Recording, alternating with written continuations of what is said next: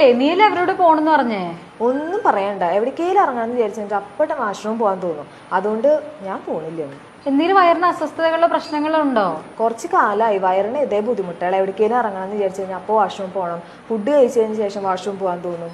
4 തവണയാണ് ഒരു പ്രാവശ്യം പോവാ. പക്ഷെ എന്നാലും സാറ്റിസ്ഫാക്ഷൻ കിട്ടുന്നില്ല. നിനക്ക് എന്തെങ്കിലും ടെൻഷൻ വരുമ്പോ ഇതുപോലെ പോവാൻ തോന്നാറുണ്ടോ? ടെൻഷൻ വരുമ്പോഴൊക്കെ ഇതുപോലെ വാഷ്റൂം പോകാൻ തോന്നാറുണ്ട്. നിനക്ക് IBS ആണ്. IBS? അതെന്താ?